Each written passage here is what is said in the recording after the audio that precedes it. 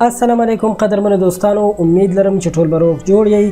دوستانو دې کې شک نشته چې مور د دنیا عظیمه او ښایسته رشته ده چې الله پاک په دومره مینه باندې جوړه کړې ده چې د دې رشتې نعم البدل او مثال په ټول جهان کې نه پیدا کیږي. د مور د خپو لاندې جنت دی، خو نن چې تاسو سره کومه افسوسناکه واقعه شریکوم نو واقعا چې ډیره دردونکې ده او د افسوس وړ ده چې انسانان داسې کارونه هم کولی شي چې یو مور څنګه بیا د خپل زوی سره ناروا زیاتۍ کولو او خپله مور یې ترې حامله شوه. نو بیا څه وشول؟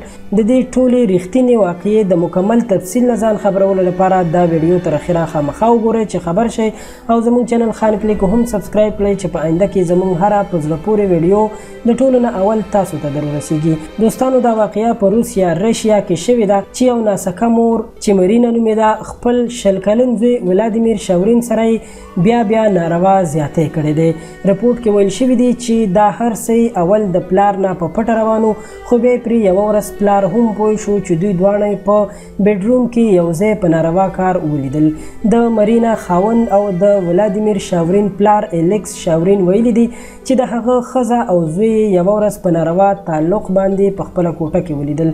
د هغې نه وروسته بل دردونکی او د خفګان کار دا شوی چې دغه ښځې د خپل خاوند نه طلاق اخیستی دی او د خپل دغه ناسکه زوی سره یې واده کړی دی.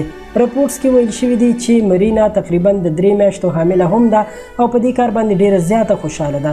هغې چې کله په سوشل میډیا باندې د خپل واده په باره کې خبر شیر کو چې خپل زوی سره یې واده کړی، نو ډیرو خلکو پرې تنقید کړی او ستغې خبرې ورته هم لیکلې وې. دوستانو واقعا چې دا کار زړه لړزونکی او دردونکی دی. مور که سکه وي یا ناسکه، خو په داسې واقعاتو اورېدو سړی ډیر زیات خفه شي. دا لومړی واقعه نه ده، له دې نه وړاندې هم ډیر داسې واقعات مخې ته راغلي دي چې انسان ډیر زیات خفه شي. الله تعالی دې په موږ تاسو او ټولو مسلمانانو باندې رحم وکړي، امین.